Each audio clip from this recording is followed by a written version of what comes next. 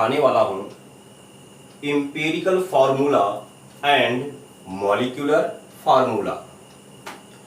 मतलब अगर किसी कंपाउंड के फार्मूले की बात कीजिए तो किसी भी कंपाउंड के दो टाइप के फार्मूले पॉसिबल होते हैं। एक तो आपका एम्पिरिकल फार्मूला होता है और दूसरा मॉलिक्यूलर फार्मूला होता है।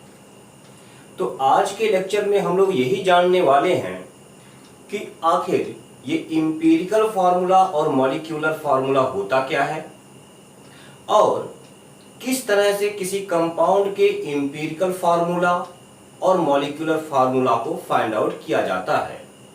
साथ में हम लोग ये भी देखेंगे कि एम्पिरिकल फार्मूला और मॉलिक्यूलर फार्मूला के बीच में रिलेशन क्या होता है।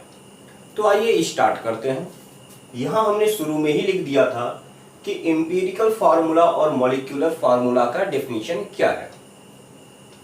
तो एम्पिरिकल फार्मूला का डेफिनेशन है, it represent the simple whole number ratio of various atom present in molecule of compound. इसका मतलब ये हुआ कि जो एम्पिरिकल फार्मूला होता है, किसी भी कंपाउंड के एम्पिरिकल फार्मूले में सारे एटम एक सिंपल होल नंबर रेशियो में प्रेजेंट होते हैं। सिंपल होल नंबर रेशियो का मतलब क्या है, ये अभी थोड़ी देर में आपको समझ में आ जाएगा। मॉलिक्यूलर फार्मूला की बात करें तो होता क्या है, देखिए, it represent the exact number of different type of atom present in molecule of compound। मतलब किसी कंपाउंड का मॉलिक्यूलर फार्मूले में, किसी भी कंपाउंड के मॉलिक्यूलर फार्मूला में जो डिफरेंट टाइप के एटम होते हैं उनका एग्जैक्ट नंबर एग्जिस्ट करता है। क्या मतलब है इसका, अभी आपको एक एग्जांपल के थ्रू क्लियर हो जाएगा। एग्जाम्पल लेता हूं और एग्जाम्पल के थ्रू मैं आपको मॉलिक्यूलर फार्मूला और एम्पिरिकल फार्मूला दिखाऊंगा। तो देखते हैं एग्जाम्पल।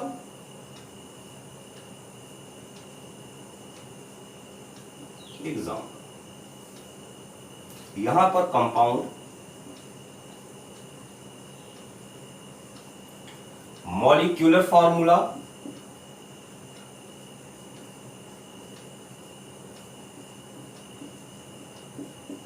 और एम्पिरिकल फार्मूला। देखिए, हम लोग लेते हैं मीथेन। तो अगर मीथेन की बात करें तो इसका मॉलिक्यूलर फार्मूला क्या होता है, आपको पता है, CH4। इसका एम्पिरिकल फार्मूला भी CH4 ही होता है। ईथेन की बात करें तो इसका मॉलिक्यूलर फार्मूला C2H6 होता है, जबकि इसका एम्पिरिकल फार्मूला CH3 होता है। अगर हम प्रोपेन की बात करें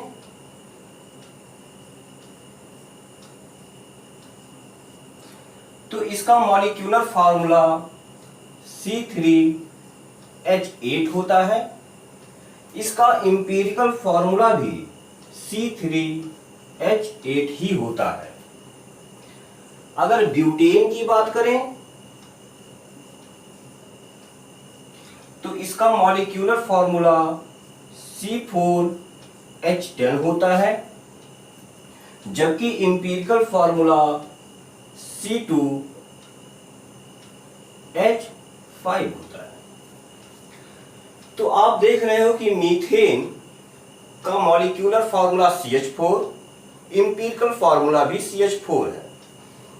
ईथेन का मॉलिक्यूलर फार्मूला C2H6, जबकि एम्पिरिकल फार्मूला CH3 है।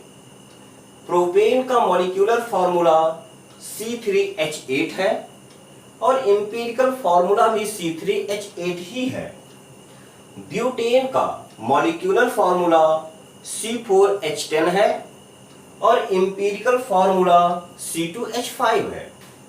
अब बात यह आती है कि किस तरह से ये हो रहा है। तो देखो एक्चुअल में होता क्या है।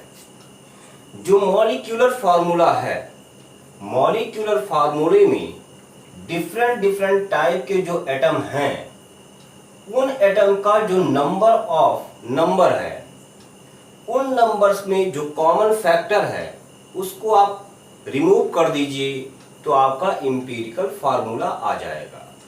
क्या कहा हमने, उसको मैं दोबारा और अच्छे से समझा रहा हूं। अगर CH4 मीथेन की बात करें, कौन कौन से एटम है? कार्बन है, हाइड्रोजन है। कार्बन के कितने एटम हैं?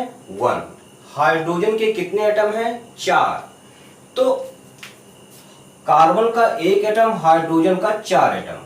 तो क्या 1 और 4 के बीच में कोई कॉमन फैक्टर है?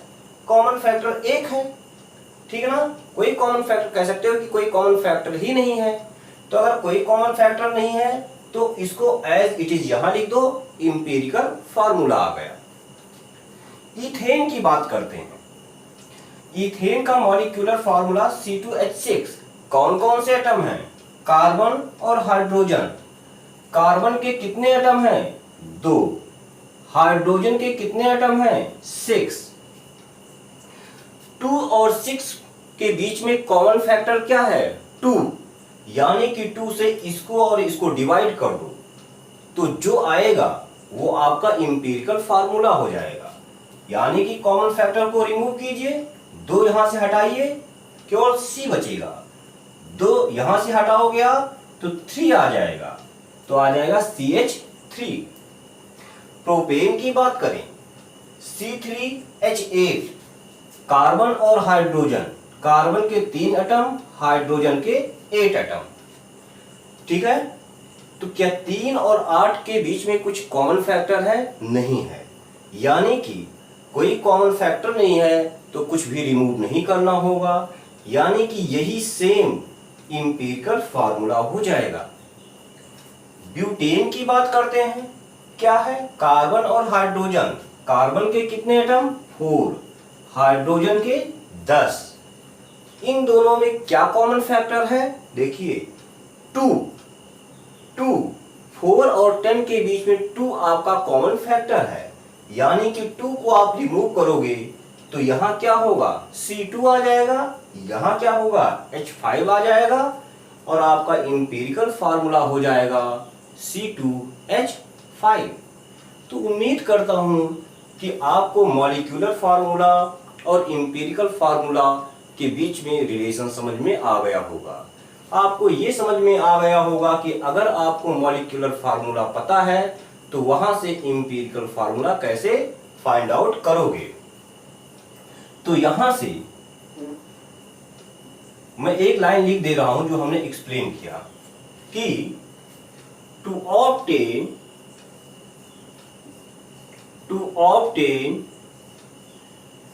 empirical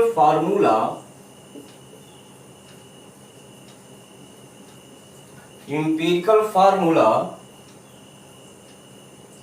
remove the common factor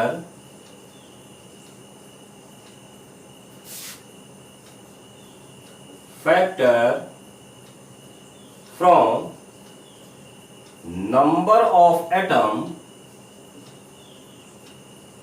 of different type of atom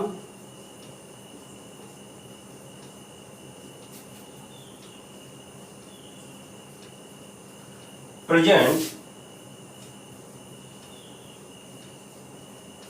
in molecular formula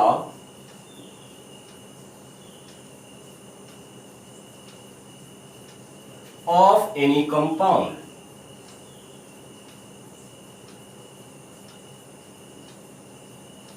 ठीक है, जो हमने यहां पे एक्सप्लेन किया था वही यहां पे बताया हूं कि मॉलिक्यूलर फार्मूले में जो डिफरेंट टाइप के एटम हैं, उन एटम की जो संख्या है उस संख्या के बीच में जो कॉमन फैक्टर है उस कॉमन फैक्टर को आप रिमूव कर दो तो आपको इंपीरिकल फार्मूला मिल जाएगा।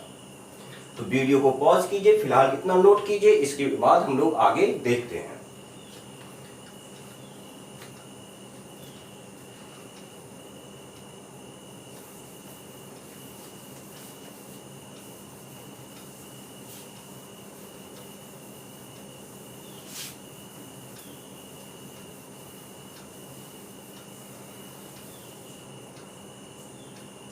तो देखिए, कहने का मतलब क्या हुआ कि अगर मॉलिक्यूलर फार्मूला से इंपीरिकल फार्मूला पता करना है तो आप जान गए। अगर आपको इंपीरिकल फार्मूले से मॉलिक्यूलर फार्मूला पता करना है तो क्या करोगे, एक जो कॉमन फैक्टर है उसी कॉमन फैक्टर से आप यहां मल्टीप्लाई कर दो, आपको मॉलिक्यूलर फार्मूला आ जाएगा। जैसे यहां कॉमन फैक्टर क्या था, 1 था, 1 से यहां मल्टीप्लाई कर दो, मॉलिक्यूलर फार्मूला आ जाएगा। ठीक है, ठीक यहाँ पे कॉमन फैक्टर क्या था, 2 था, यानी कि 2 से यहां और यहां मल्टीप्लाई करो, मॉलिक्यूलर फार्मूला आ जाएगा। बात समझ में आ रही है। यहां कोई कॉमन फैक्टर नहीं था, यानी कि यहां पे किसी से भी मल्टीप्लाई नहीं करोगे तो आपका मॉलिक्यूलर फार्मूला आ जाएगा। कहने का मतलब हमने क्या बताया, अगर आप इंपीरिकल फार्मूले में कॉमन फैक्टर से मल्टीप्लाई कर दोगे तो आपका मॉलिक्यूलर फार्मूला आ जाएगा। लेकिन कॉमन फैक्टर की बात करते हैं, कॉमन फैक्टर क्या होगा ये बात आप मॉलिक्यूलर फार्मूला को देख के फाइंड आउट करते थे। अगर आपको इंपीरिकल फार्मूला दे दिया जाए तो इंपीरिकल फार्मूले को देखकर क्या आप ये बता सकते हो कि कॉमन फैक्टर क्या होगा, नहीं बता सकते। जैसे इसकी बात करें CH3 का, तो यहां पे कॉमन फैक्टर क्या है आप कुछ गेस ही नहीं कर सकते हो, नहीं बता सकते, ठीक ना, कुछ भी हो सकता है भाई। तो ऐसे केस में मॉलिक्यूलर फार्मूले और इंपीरिकल फार्मूले के बीच में एक रिलेशन लिखा गया है। क्या लिखा गया है, ये कहा गया कि मॉलिक्यूलर फार्मूला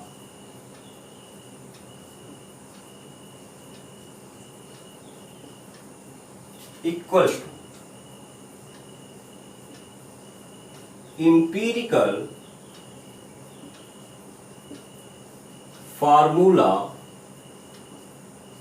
बेस्ड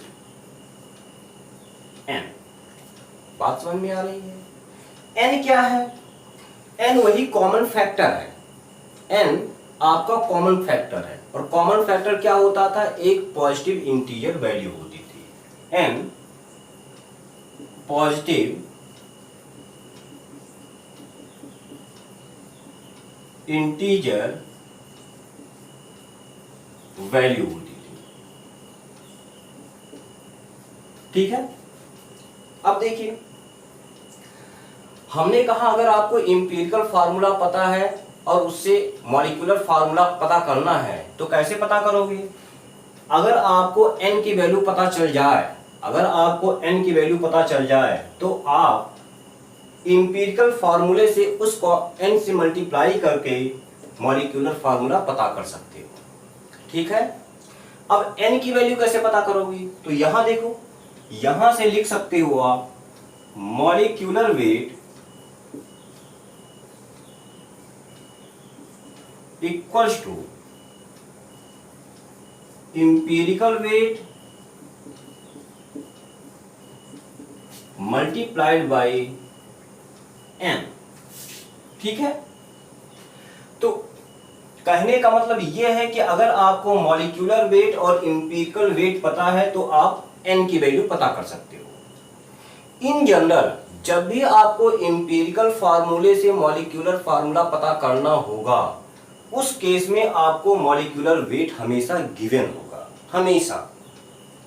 अब बात आती है कि इंपीरिकल वेट कैसे पता करोगे, तो देखिए ठीक वैसे ही जैसे आप मॉलिक्यूलर वेट पता करते थे ठीक वैसे ही इंपीरिकल वेट फाइंड आउट किया जाता है।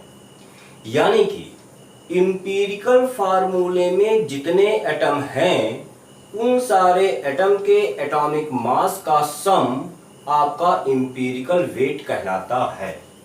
तो इंपीरिकल वेट क्या होगा, empirical weight sum of atomic mass of all atom present in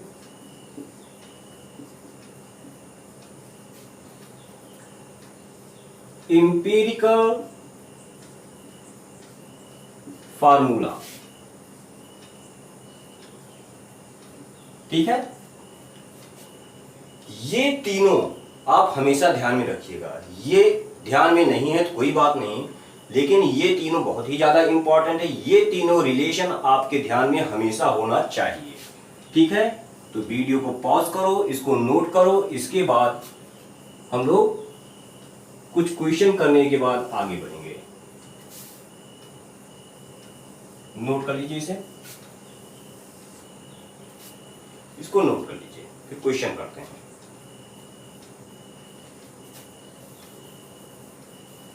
देखिए, अभी तक हमने जो कुछ पढ़ाया उसमें सबसे ज्यादा इंपॉर्टेंट बस यही तीन रिलेशन है।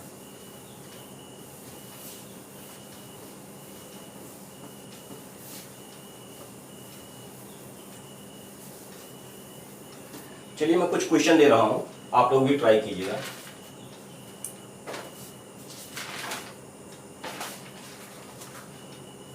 Question,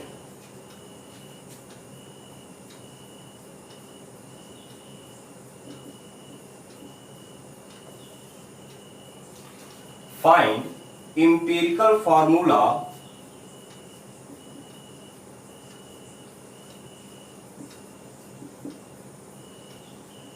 empirical formula of compound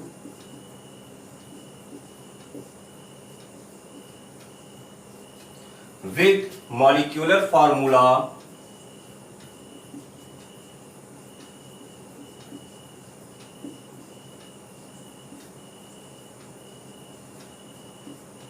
पहला आपका है C6H14, सेकंड है C2H2, थर्ड है H2O2, फोर्थ है Na2O2, फिफ्थ है H2SO4 और सिक्स है HCl। ठीक है, तो देखिए क्या कहा जा रहा है क्वेश्चन में। एक कंपाउंड है जिसका मॉलिक्यूलर फार्मूला ये सब गिवन है, ठीक है ना। तो आपको उन कंपाउंड्स का एम्पिरिकल फार्मूला पता करना है। तो आप खुद से ट्राई कर लो, फिर सॉल्यूशन को मैच करो। देखो, पहला मैं यहां लिखता जा रहा हूं मॉलिक्यूलर फार्मूला और एम्पिरिकल फार्मूला। पहला क्या है, C6H14। क्या करोगे, कॉमन फैक्टर को रिमूव करोगे। 6 और 14 के बीच में कॉमन फैक्टर क्या है, 2 है। 2 को रिमूव करोगे, यहां 3 बचेगा, यहां 7, तो C3H7। दूसरा C2H2 क्या है, 2 2। इन दोनों के बीच में कॉमन फैक्टर क्या है, 2 है। तो यहां से 2 यहां से 2 रिमूव करोगे, आएगा आपका CH। अगला है H2O2, कॉमन फैक्टर रिमूव करोगे तो आएगा HO। ऐसे ही Na2O2, कॉमन फैक्टर रिमूव करोगे तो NaO। आगे है H2SO4। यहां देखो, हाइड्रोजन के 2 एटम, सल्फर का 1 एटम, ऑक्सीजन का 4 एटम। तो यहां 2 है, यहां 1 है, यहां 4 है। तो 2 1 और 4 के बीच में कोई कॉमन फैक्टर है? नहीं है, तो कुछ भी रिमूव नहीं किया जाएगा, एज इट इज लिख दोगे। तो यही आपका इंपीरिकल फार्मूला आ गया। ठीक, ऐसे ही आप HCl के लिए फाइंड आउट कर सकते हो। वीडियो को पॉज कीजिए, इसको नोट कीजिए, इसके बाद हम लोग अगले क्वेश्चन पे आते हैं।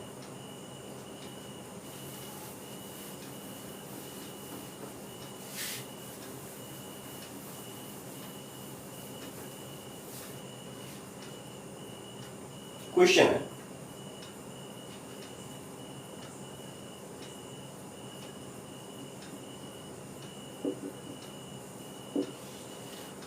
the empirical formula of a compound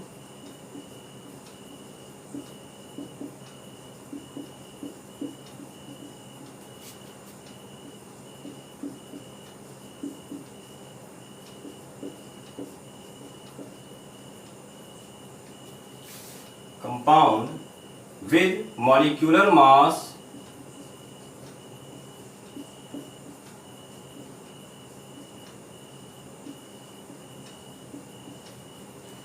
150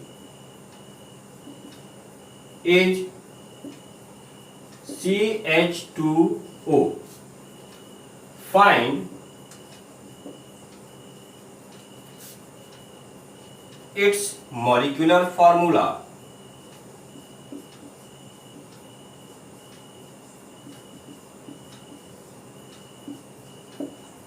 Solution. क्या कह रहा है? देखो, कह रहा है कि एक कंपाउंड है जिसका मॉलिक्यूलर मास 150 है और उसका इंपीरिकल फार्मूला CH2O है। तो आपको उस कंपाउंड का मॉलिक्यूलर फार्मूला पता करना है। क्या गिवन है? Empirical formula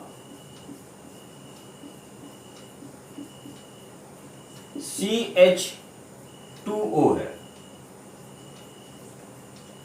molecular mass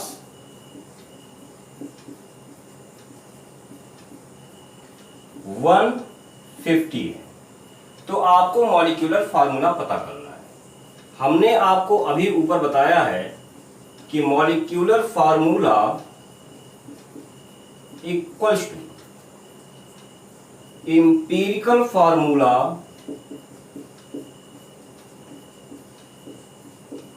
base n होगा, यानी कि CH2O बेस n होगा, यानी कि CnH2nO पूरा मिल जाएगा। हमने आपको बताया था कि molecular mass equals to empirical mass multiplied by n। Molecular mass 150 है, आपको गिवन है। इंपीरिकल मास आप इंपीरिकल फार्मूले से पता करोगे। तो यहां से इंपीरिकल मास क्या आएगा? सारे एटम के एटॉमिक मास का सम। कार्बन का एटॉमिक मास 12, हाइड्रोजन के 2 एटम का एटॉमिक मास 2, ऑक्सीजन का एटॉमिक मास 16। तो यहां से क्या आ जाएगा? 12, 2, 14 और 16, 30 आ जाएगा। यानी कि 150 इक्वल्स टू 30 इंटू n, यानी कि n इक्वल्स टू 5। तो आपका मॉलिक्यूलर फार्मूला क्या आ गया? मॉलिक्यूलर फार्मूला क्या आ गया? यहां पर n की जगह 5 रख दो, C5H10O5। ये आपका आंसर हो जाएगा। वीडियो को पॉज कीजिए, इसको नोट कीजिए।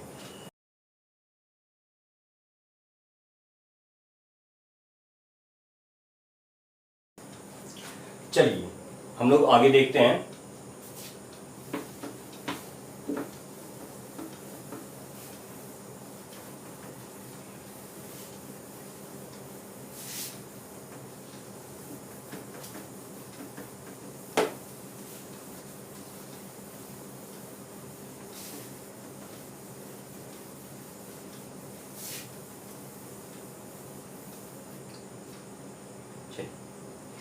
तो अभी तक हमने आपको बताया कि अगर आपको मॉलिक्यूलर फार्मूला दे दिया जाए तो उससे आप एम्पिरिकल फार्मूला कैसे फाइंड आउट करोगे। लेकिन अगर मान लो आपको मॉलिक्यूलर फार्मूला दिया ही ना जाए, अगर आपको ये बता दिया जाए कि आपके कंपाउंड में कौन कौन से टाइप के एटम हैं, उन एटम का परसेंटेज मास, उन एटम का परसेंटेज मास या फिर नंबर ऑफ मोल कंपाउंड में कितना है, अगर बस यही इंफॉर्मेशन दिया जाए तो आप कंपाउंड का एम्पिरिकल फार्मूला कैसे पता करोगे। समझ में आई बात। अगर आपको मॉलिक्यूलर फार्मूला दिया ही ना जाए, आपको बस केवल ये बता दिया जाए कि आपके कंपाउंड में कौन कौन से टाइप के एटम हैं, जिन जिन टाइप के एटम हैं उन एटम के परसेंटेज मास या फिर नंबर ऑफ मोल दे दिए जाएं, तो आप एम्पिरिकल फार्मूला कैसे फाइंड आउट करेंगे। तो आइए हम इसके बारे में देखते हैं। तो इसी में सब हेडिंग में दे रहा हूं, हाउ, ये सब हेडिंग है इसमें, to determine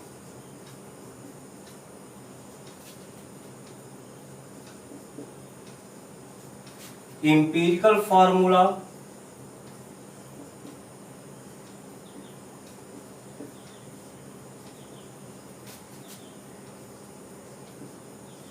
if molecular formula is not given,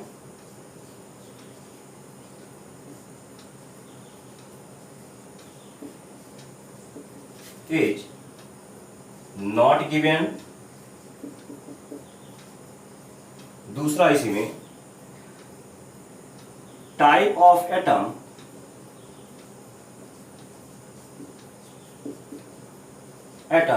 and percentage mass और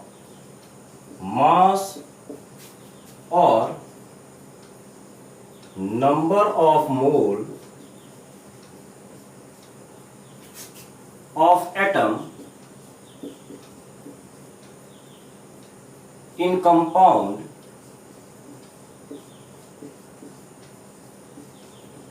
is given।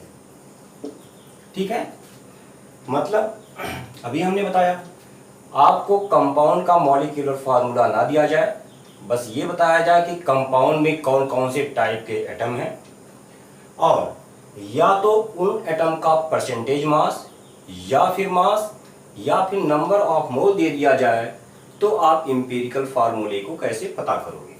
तो इसको दो पार्ट में हम लोग डिवाइड करके देखते हैं। केस 1, इफ परसेंटेज मास और मास इज गिवन, तो देखिए ऐसे केस में एम्पिरिकल फार्मूला फाइंड आउट करने के लिए हम लोग एक टेबल का इस्तेमाल करते हैं। कौन सा टेबल, मैं आपको दिखा रहा हूं। सबसे पहले आप यहां पे लिखोगे एलिमेंट, फिर यहां लिखोगे परसेंटेज मास और मास, यहां पे परसेंटेज मास और mass divided by atomic mass equals to x, और यहां पर x upon x smallest equals to y। Table में ये इतने कॉलम जाएंगे।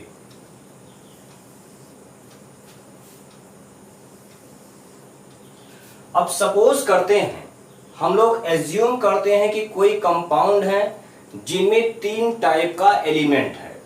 एज्यूम करते हैं कोई कंपाउंड है जिसमें 3 टाइप का एलिमेंट यानी कि 3 टाइप का एटम है। कौन कौन से? ए, बी और सी। ए, बी और सी। साथ में ये एज्यूम करते हैं कि उस कंपाउंड में ए, बी और सी का परसेंटेज मास या फिर मास WA, WB और WC है। WA, WB, WC है। साथ में हम ये भी एज्यूम करते हैं कि A का एटॉमिक मास MA है, B का एटॉमिक मास MB है, C का एटॉमिक मास MC है। तो परसेंटेज बाय मास और मास बटे एटॉमिक मास क्या हो जाएगा? WA by MA। A का परसेंटेज मास या फिर मास क्या है? WA है।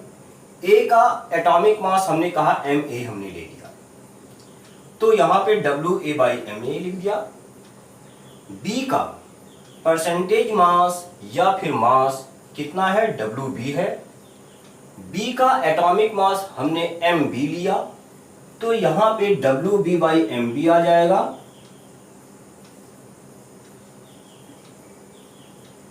C का परसेंटेज मास या फिर मास WC है। C का एटॉमिक मास MC है, तो यहां पर WC बाई MC हो जाएगा।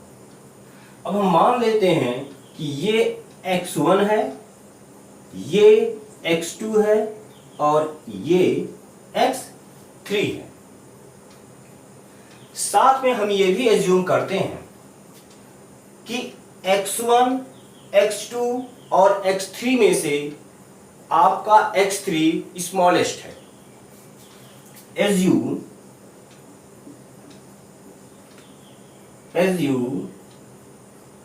X3 इज स्मॉलेस्ट, तो ये X स्मॉलेस्ट हो जाएगा। देखिए X1, X2 और X3 में से कोई भी स्मॉलेस्ट हो सकता है। X1 भी स्मॉलेस्ट हो सकता है, X2 भी स्मॉलेस्ट हो सकता है, X3 भी स्मॉलेस्ट हो सकता है। यहां पर हमने एज्यूम किया है कि आपका X3 स्मॉलेस्ट है। अब यहां पे क्या करना है? इन तीनों में से जो स्मॉलेस्ट है उस स्मॉलेस्ट वैल्यू से इन तीनों को डिवाइड करेंगे।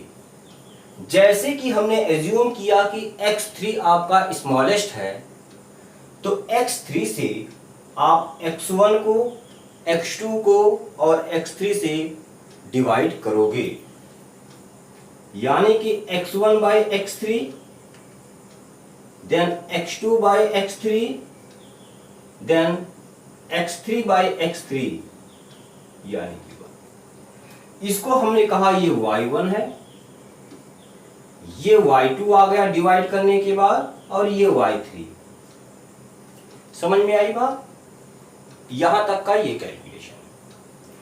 तो आपका जो इंपीरिकल फार्मूला होगा, आपका इंपीरिकल फार्मूला हो जाएगा एटम A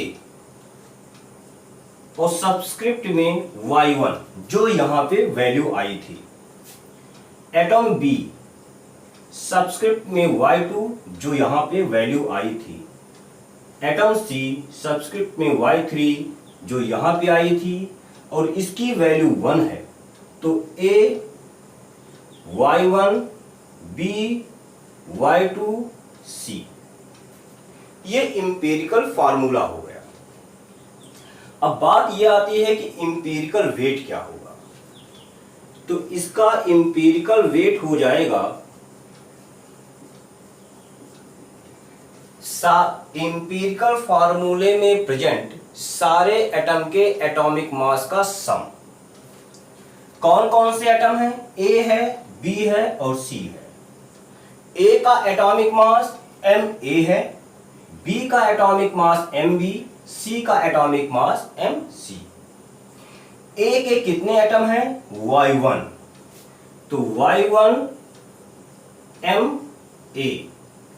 बी के कितने एटम हैं? Y2, तो Y2 Mb, और सी का एक एटम है और एटॉमिक मास Mc। ये आपका इंपीरिकल फार्मूला आ गया, ठीक है। इसके बाद हम लोग मॉलिक्यूलर फार्मूला फाइंड आउट करेंगे। तो हमने बताया था कि आपका मॉलिक्यूलर फार्मूला होता है इंपीरिकल फार्मूला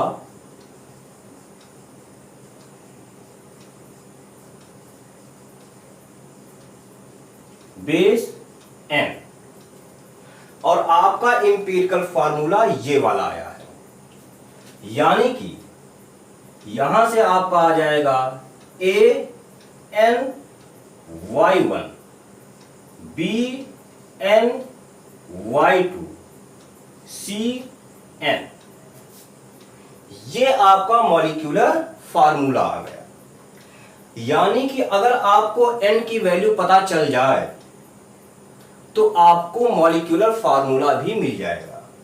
ये तो तरीका था इंपीरिकल फार्मूला फाइंड आउट करने का। इसके बाद अब आगे जो तरीका मैं बता रहा हूं वो मॉलिक्यूलर फार्मूला पता करने का है। तो इस तरह से हम लोग यहां पे पहुंचे हैं। यहां पर अगर आपको n की वैल्यू पता चल जाए तो आपको मॉलिक्यूलर फार्मूला पता चल जाएगा। तो यहां मैं लिख दे रहा हूं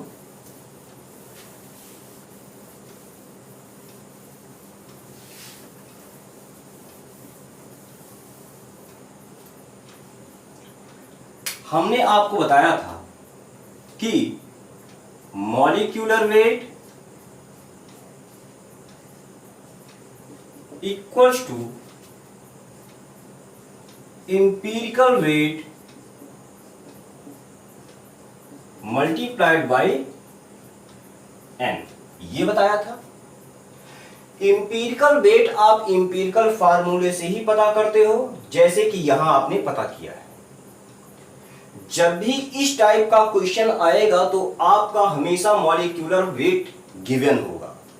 तो मॉलिक्यूलर वेट आपके पास रहेगा, इंपीरिकल वेट आप फाइंड आउट कर लोगे और यहां से n की वैल्यू पता चल जाएगी, और वो n की वैल्यू यहां पे आप पुट कर दोगे तो आपको मॉलिक्यूलर फार्मूला भी मिल जाएगा, ठीक है। तो आप वीडियो पॉज कीजिए, यहां तक नोट कीजिए, इसके बाद हम लोग केस 2 पे जाएंगे, ठीक है।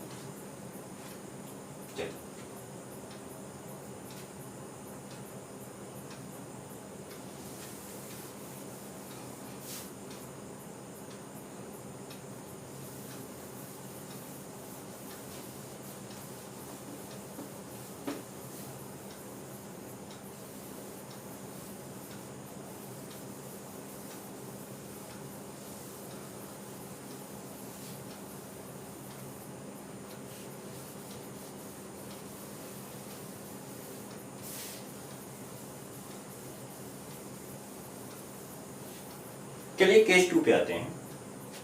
केस 2, अगर आपको कंपाउंड में प्रेजेंट सारे एटम का नंबर ऑफ मोल गिवन हो, if number of mole is given, तो देखिए सबसे पहला कॉलम तो यही होगा कि कंपाउंड में जितने डिफरेंट टाइप के एटम हैं उनको आप लिखोगे। दूसरे में देखिए यहां पे दूसरे में आप क्या करोगे, सिंपल यहां पे आप लिखोगे नंबर ऑफ मोल, ठीक है, और इसको हम मान लेते हैं x है, ठीक है। अब ये एज्यूम करते हैं कि A का जो नंबर ऑफ मोल है कंपाउंड में, A का नंबर ऑफ मोल N1 है, N1 है, ठीक है। इतना इक्वल्स टू x1 मान लिया हमने। कंपाउंड में B का नंबर ऑफ मोल N2 है, इतना इक्वल्स टू X2 मान लिया। कंपाउंड में C का नंबर ऑफ मोल N3 है, इसको हमने X3 मान लिया। साथ में हमने एज्यूम किया कि X1, X2 और X3 में से आपका X3 स्मॉलेस्ट है, तो एज्यूम X3 इज स्मॉलेस्ट, तो ये हो जाएगा X स्मॉलेस्ट।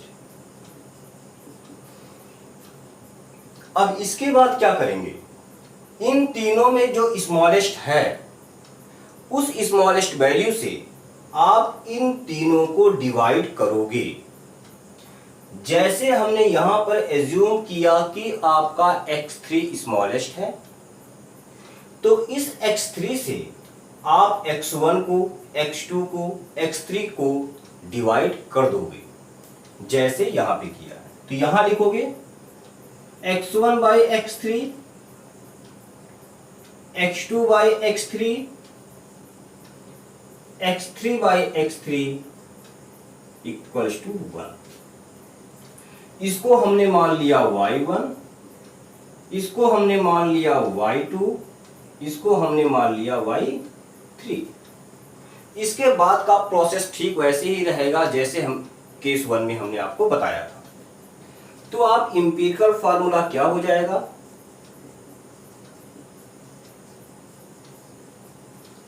इंपीरिकल फार्मूला हो जाएगा आपका A Y1 B Y2 C Y3, और Y3 की वैल्यू 1 है, यानी कि A Y1 B Y2 C।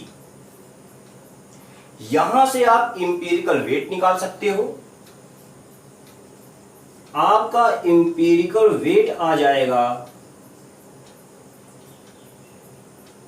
Y1 MA plus Y2 MB plus MC।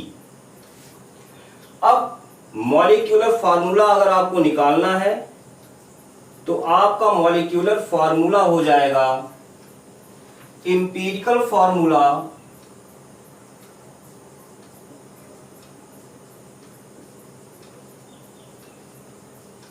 Base n, यानी कि यहां से लिख दोगे आप AN Y1 BN Y2 CN, और n की वैल्यू अगर आपको मिल जाए तो मॉलिक्यूलर फार्मूला मिल जाएगा। n की वैल्यू निकालने के लिए आप फर्दर यही वाला रिलेशन यूज करोगे। तो इस तरह से हमने आपको दो केस बताए। जब आपका परसेंटेज मास या फिर मास गिवन हो, उस केस में इंपीरिकल फार्मूला कैसे फाइंड आउट करोगे, उसके लिए हमने केस 1 में पहली टेबल बताई। और जब आपको नंबर ऑफ मोल गिवन हो, उसके लिए हमने केस 2 में एक टेबल यहां बताया। तो इस तरह से इस टेबल का यूज करके आप इन दो डिफरेंट केस में इंपीरिकल फार्मूला और मॉलिक्यूलर फार्मूला को फाइंड आउट कर सकते हो। ठीक है, फिलहाल वीडियो पॉज कीजिए, इसको नोट कीजिए। और एक बात और, अगर अभी तक आपको कुछ क्लियर नहीं हुआ है तो भी आप पैनिक मत होइएगा। जैसे जैसे मैं अब क्वेश्चन करवाऊंगा तो क्वेश्चन के थ्रू आपको बहुत ही अच्छे से क्लियर हो जाएगा। आप क्वेश्चन के थ्रू आप इसको कोरिलेट कर पाओगे। तो पैनिक एकदम मत होइएगा, बहुत ही आसान चीज है, बहुत ही सिंपल है। ठीक है, नोट कर लीजिए।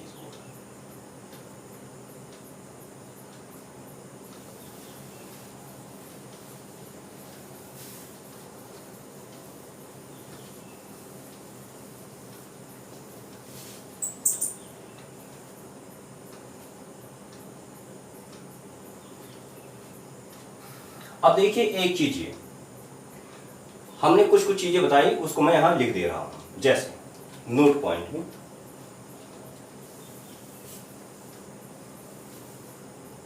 जैसे हमने आपको बताया था ये कि WA यूज किया था। WA क्या था? परसेंटेज मास और मास ऑफ A, ठीक है। WB क्या था? परसेंटेज मास और मास ऑफ B। WC क्या था? परसेंटेज मास और मास ऑफ C। फिर MA क्या था? Atomic mass of A।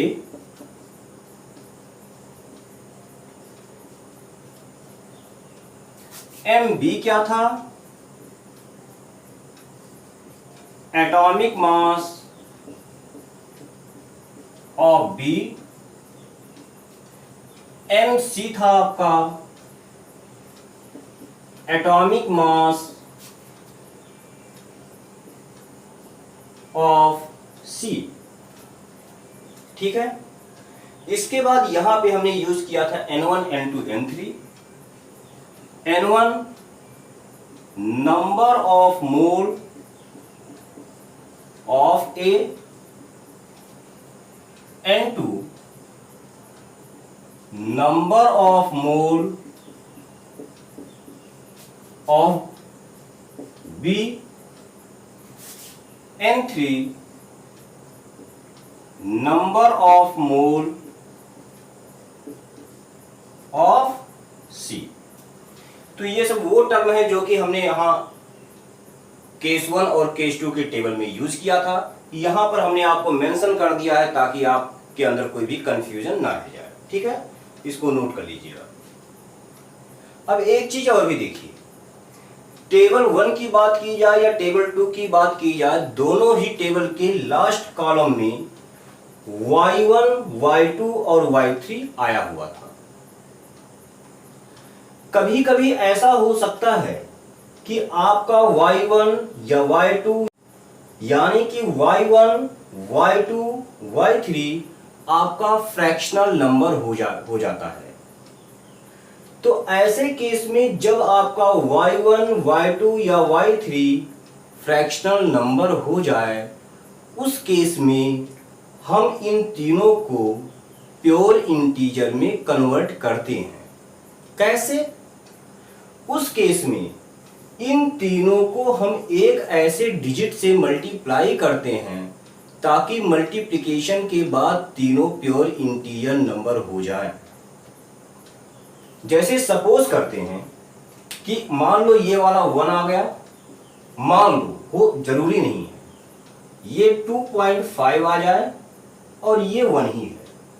तो देखिए इन तीनों को, ये तो इंटीजर है, ये भी इंटीजर है, लेकिन ये फ्रैक्शनल है।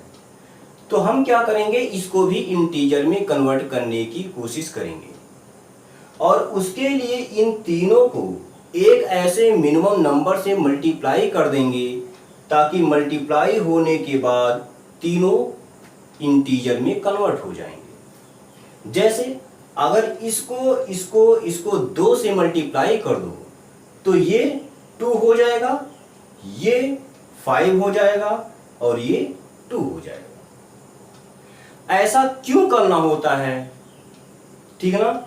ऐसा क्यों करना होता है ये मैं आपको न्यूमेरिकल के थ्रू समझाऊंगा। फिलहाल ये आप ध्यान में रखिएगा और इस चीज को मैं यहां नोट पॉइंट में मेंशन कर दे रहा हूं।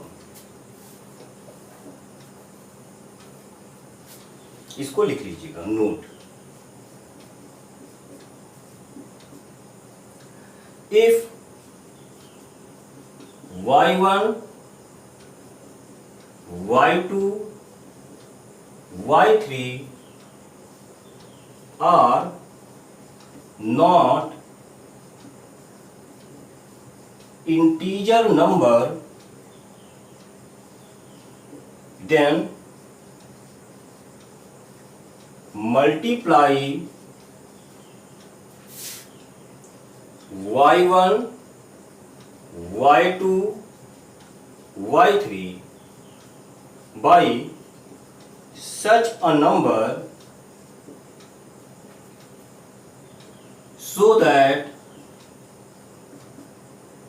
after multiplication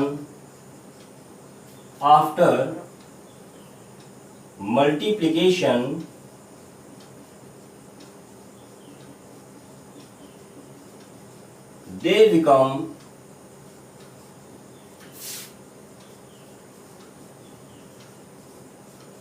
pure integer number. ठीक है, आप नोट पॉइंट में इसको नोट कीजिएगा, एकदम पैनिक मत होइएगा, बहुत ही आसान टॉपिक है। अभी मैं क्वेश्चन करवाऊंगा, आपके एक एक क्वेश्चन बनेंगे, ठीक ना। इंपिरिकल फार्मूला और मॉलिक्यूलर फार्मूला पर बेस्ड, इससे ज्यादा कॉन्सेप्ट नहीं है, बस इसी को आपको अप्लाई करना है। और कैसे अप्लाई करना है मैं आपको सिखाऊंगा, आप सारे के सारे क्वेश्चन बनाओगे, ये मेरी गारंटी है। पैनिक मत होइएगा, ठीक है, लिख लो।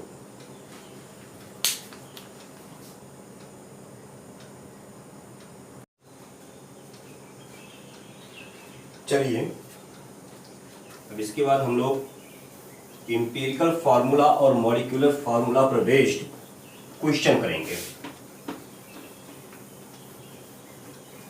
और मैं आपको दिखाऊंगा कि इसके क्वेश्चन कितने आसान होते हैं।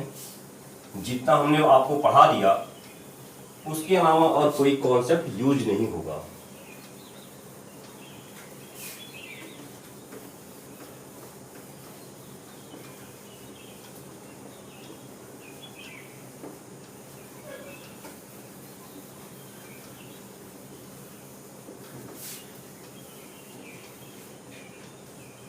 चलिए क्वेश्चन पे आते हैं।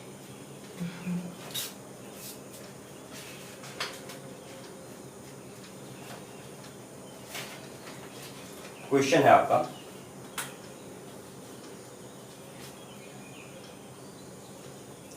Find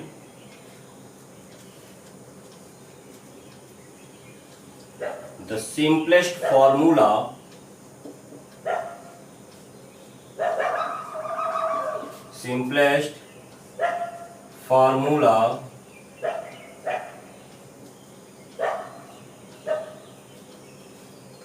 of a compound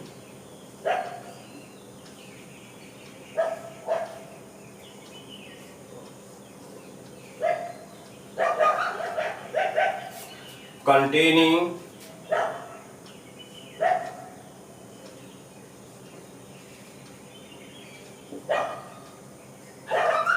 40% of element X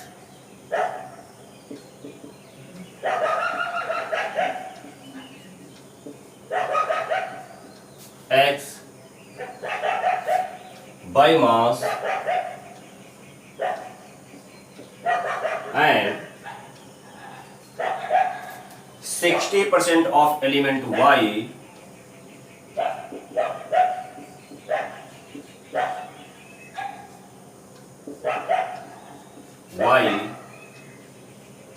by mass। आपको गिवन है कि atomic mass of X equals to 10 है, और atomic mass of Y equals to 5 है। ठीक है, देखिए आप चाहो तो एक बार खुद से ट्राई कर सकते हो, इसके बाद अपने सॉल्यूशन को मेरे सॉल्यूशन से मैच कर सकते हो।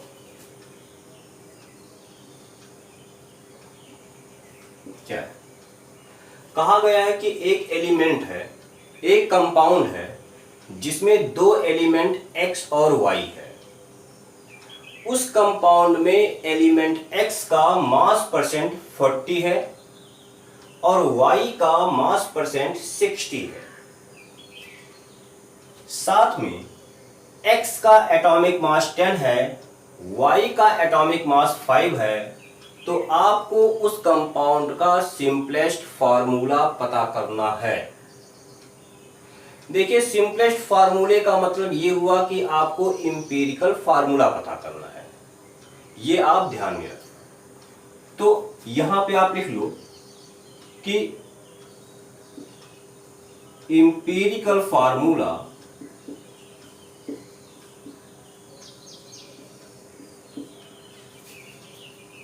is also called simplest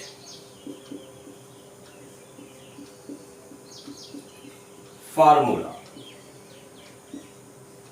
ठीक है, तो आइए इसको हम लोग सॉल्व करते हैं। क्या गिवन है आपका? मास परसेंट ऑफ एक्स कितना है? 40, और मास परसेंट ऑफ वाई कितना है आपका? 60 है।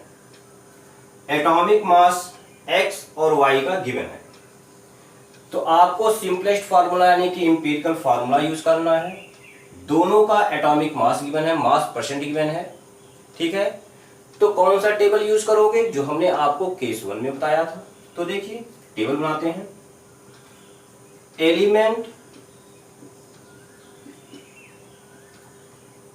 परसेंटेज मास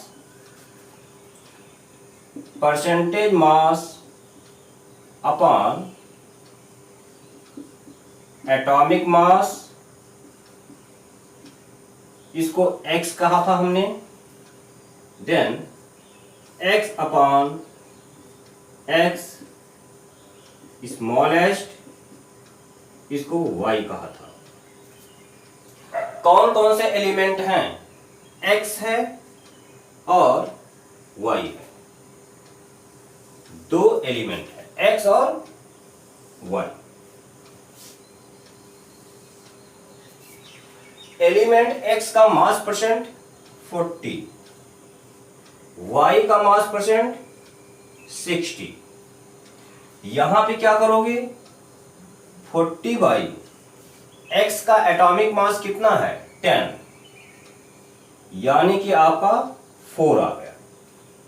यहां पे 60 बाई y का एटॉमिक मास कितना है? 5, यानी कि 12 आ गया। अब आप देखिए, ये क्या है? x1 आप मान लो, ये है आपका x2। अब x1 और x2 में से स्मॉलेस्ट कौन सा है? ये स्मॉलेस्ट है, x स्मॉलेस्ट। इन दोनों में से जो स्मॉलेस्ट वैल्यू है, उससे इन दोनों को डिवाइड करोगे, यानी कि कौन सा स्मॉलेस्ट है? 4। 4 से आप दोनों को डिवाइड करोगे, यहां पे आएगा 1, यहां पे 12 बाई 4 3, ये आ गया। ठीक है, तो आपका इंपीरिकल फार्मूला क्या हो जाएगा? इंपीरिकल फार्मूला आपका हो जाएगा xy1 सबस्क्रिप्ट में, और y1 की वैल्यू क्या है? 1। y2 की वैल्यू कितनी है? 3, या इसको xy3 भी आप कह सकते हो। ठीक है, तो यही आपको फाइंड आउट करना था, यही इसका सॉल्यूशन है। वीडियो पॉज कीजिए, इसको नोट कीजिए, इसके बाद हम लोग अगले क्वेश्चन पे आएंगे।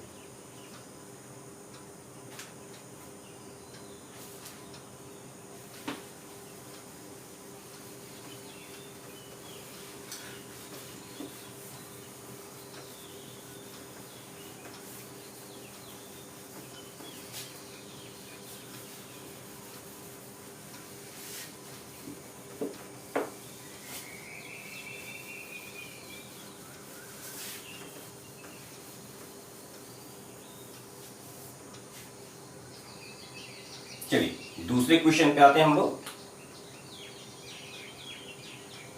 दूसरा क्वेश्चन है, what is the empirical formula of vanadium oxide? What is the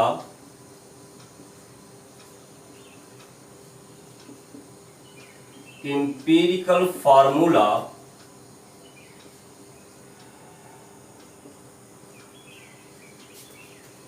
of vanadium oxide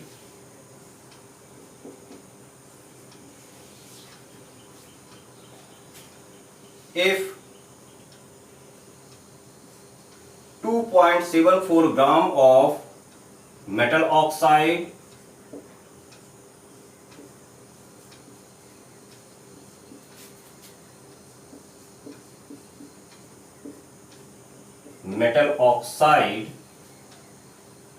contain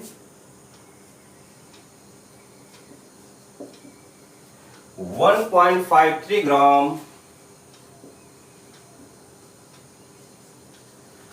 of metal. Given है आपको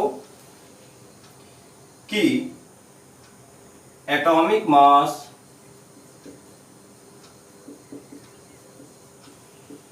ऑफ वेनेडियम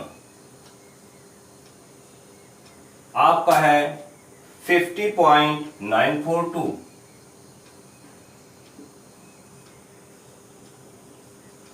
ठीक है, आप चाहो तो वीडियो पॉज करो, इसको खुद से ट्राई करो।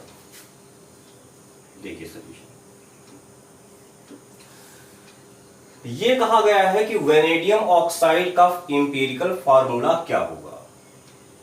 साथ में आपको कहा गया है अगर मेटल ऑक्साइड के 2.74 ग्राम में 1.53 ग्राम मेटल है, मेटल ऑक्साइड के 2.74 ग्राम में 1.53 ग्राम मेटल है, तो वेनेडियम ऑक्साइड का एम्पिरिकल फार्मूला क्या होगा। यह भी गिवन है कि एटॉमिक मास ऑफ वेनेडियम 50.942 है। तो देखिए मेटल ऑक्साइड की बात की जा रही है, यानी कि ये जो मेटल ऑक्साइड कहा गया है ये कौन सा मेटल ऑक्साइड है, ये वेनेडियम ऑक्साइड की ही बात की जा रही है। मेटल ऑक्साइड का मतलब है वेनेडियम ऑक्साइड। वेनेडियम ऑक्साइड की बात की जा रही है और मेटल का मास आपको गिवन है, मास ऑफ मेटल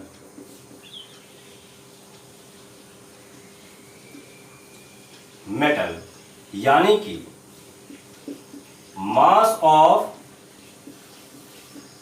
वेनेडियम, ये आपको गिवन है 2.74 ग्राम है। साथ में मास ऑफ मेटल ऑक्साइड यहां पे 1.53 ग्राम है, सॉरी यहां है आपका 1.53 ग्राम। मास ऑफ मेटल ऑक्साइड यानी कि मास ऑफ वेनेडियम ऑक्साइड कितना है आपका 2.74 ग्राम, ये आपको गिवन है। ठीक है, अब देखिए जो आपका वेनेडियम ऑक्साइड है उसमें कौन कौन से एलिमेंट है। एक वेनेडियम है, दूसरा ऑक्सीजन है। वेनेडियम का मास 1.53 ग्राम आपको पता है और ऑक्सीजन का मास कितना हो जाएगा, मास ऑफ ऑक्सीजन जो टोटल मास है माइनस मास ऑफ वेनेडियम, यानी कि mass of vanadium oxide minus mass of vanadium, value put करो आप 2.74 माइनस 1.53, इसको आप सॉल्व करोगे तो वैल्यू आएगी 1.21 ग्राम। कहने का मतलब क्या हुआ कि आपके पास वेनेडियम ऑक्साइड एक कंपाउंड है, उसमें वेनेडियम का मास 1.53 है और ऑक्सीजन का मास 1.21 है, तो आपको वेनेडियम ऑक्साइड का एम्पिरिकल फार्मूला पता करना है। इस बार क्या हो रहा है कि आपके जो एलिमेंट हैं, आप वेनेडियम ऑक्साइड के जो एलिमेंट हैं उसका मास आपको गिवन है और आपको एम्पिरिकल फार्मूला पता करना है। यानी कि इस बार फिर से आप केस 1 के टेबल नंबर 1 पे ही जाओगे। तो टेबल बनाइए, एलिमेंट, मास अपॉन एटॉमिक मास,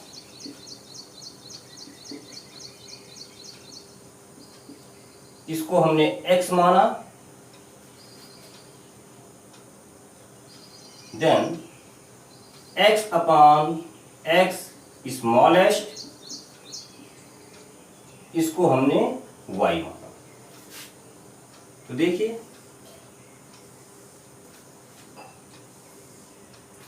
कौन कौन सा एलिमेंट है, वेनेडियम है, ऑक्सीजन है। वेनेडियम का मास कितना है 1.53 ग्राम, ऑक्सीजन का मास कितना निकाला 1.21 ग्राम। यहां मास अपॉन एटॉमिक मास तो 1.53 अपॉन वेनेडियम का एटॉमिक मास 50.942, इसको आप सॉल्व करोगे तो इसको सॉल्व करोगे तो इसकी वैल्यू आएगी 0.03। यहां पर 1.21 अपॉन 60 सॉल्व करोगे तो 0.076 आएगा।